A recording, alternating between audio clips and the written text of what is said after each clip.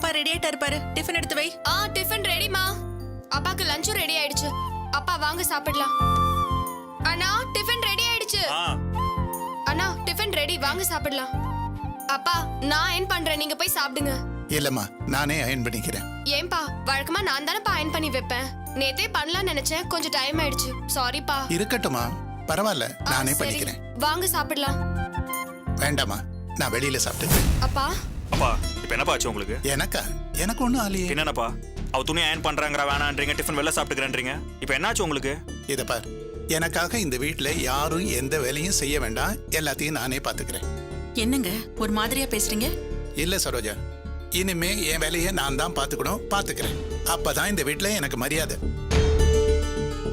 அப்பா இப்போ என்ன நடந்துச்சுன்னு இப்படி பேசுறீங்க? அப்பா நான் ஏதாச்சும் தப்பு பண்ணேனாப்பா? நீ என்னமா பண்ணுவ பாவம், நான் தாம்மா தப்பு பண்ணிட்டேன். என்னங்க என்னென்னலாமோ பேசுறீங்க? ஆமா, வீட்டுக்கு வந்த மருமகளை இவன் வெளியில அனுப்பினா, நான் கூட்டிட்டு வர சொன்னேன், அதையும் செய்யல. அப்ப என் வார்த்தைக்கு இந்த வீட்ல என்ன மரியாதை? சரி, மாமனாரா நான் என்ன செஞ்சிருக்கணும்? போய் அவளை கூட்டிட்டு வந்திருக்கணும். என்னால முடியலையே, என்னோட கையாலாகாத தனம். அதுக்கு தான் என்ன நானே தண்டிச்சுக்கிறேன். அப்பா நான் அவளை கூப்பிடலாம், நாங்க எந்த வேலை செஞ்சாலும் நீங்க ஏத்துக்க மாட்டீங்க. என்னப்பா நினைச்சிட்டீங்க உங்க மனசுல? அப்ப நீங்க வீட்டை விட்டு போறீங்களா? போலாம் தாப்பா. ஆனா போயிட்டா தேவராஜ் சொந்த வீட்டை விட்டு வெளியில போயிட்டான்னு பேசுவாங்களே, அந்த அசிங்க இந்த குடும்பத்துக்கு வேண்டாம் தான் நான் அமைதியா இருக்கேன். சரோஜா, இனிமே இந்த வீட்ல எனக்காக யாரும் எந்த வேலையும் செய்ய வேண்டாம். சமைக்கிறது, துவைக்கிறது எல்லாத்தையும் நானே பாத்துக்கிறேன். இந்த வீட்ல நான் ஒரு கெஸ்டாவே இருந்துட்டு போறேன். ச்சே.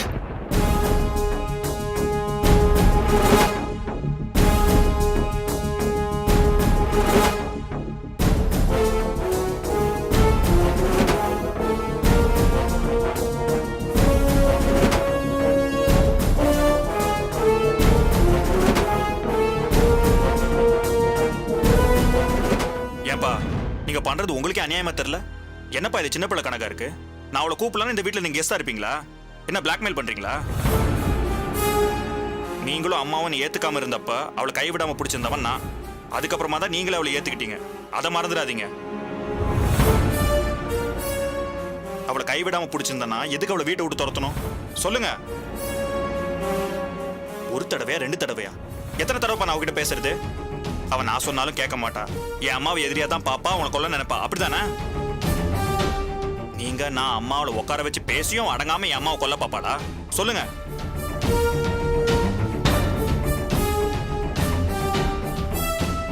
சாரிப்பா, என் அம்மாவை கொன்னுட்டு தான் ஒரு வாழ்க்கையை வாழணும்னா அப்படிப்பட்ட வாழ்க்கையும் எனக்கு தேவையில்ல, அவளும் தேவையில்ல. நீங்க உங்க மனசு பிரகாரம் உங்களுக்கு நியாயம் இருக்குன்னு தெரிஞ்சா நீங்க அப்படியே இருக்கலாம். எனக்கு ஒன்றும் ஆக போறது இல்லை.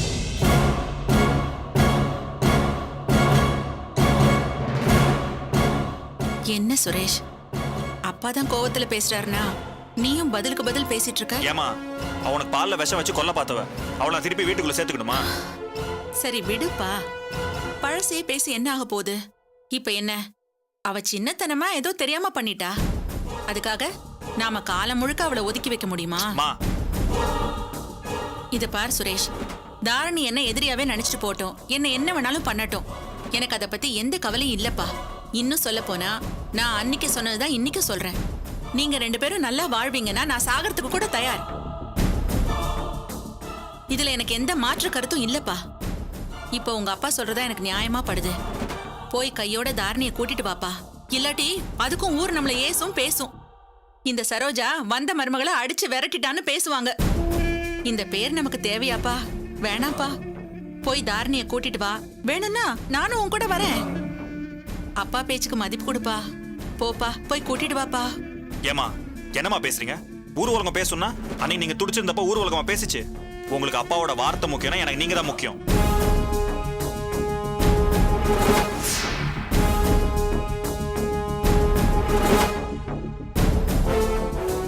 அண்ணா நான் சொல்றேனே தப்பா எடுத்துக்காது. எனக்கும் அம்மா சொல்றதுதான் சரின்னு படுது. அண்ணி தப்பு பண்ணாங்கதான், நான் இல்லைன்னு சொல்ல வரல. அதுக்காக காலம் முழுக்க அண்ணி அங்கேயே விட்டுற முடியுமா? இன்னும் சொல்ல போனா அண்ணி விஷம் கொடுக்கற அளவுக்கு போயிருப்பாங்களான்னு எனக்கே சந்தேகம் வருது. என்ன சொல்ற சுஜாதா? நீயும் தான் கூட இருந்தியே, அம்மா கஷ்டப்படுறத பாத்தியே. அப்ப அவ விஷம் கொடுக்கலன்னா அம்மாவே தானா விஷத்தை குடிச்சாங்களா? இல்ல விஷம் தான் வந்து தானா பால்ல குதிச்சுச்சா?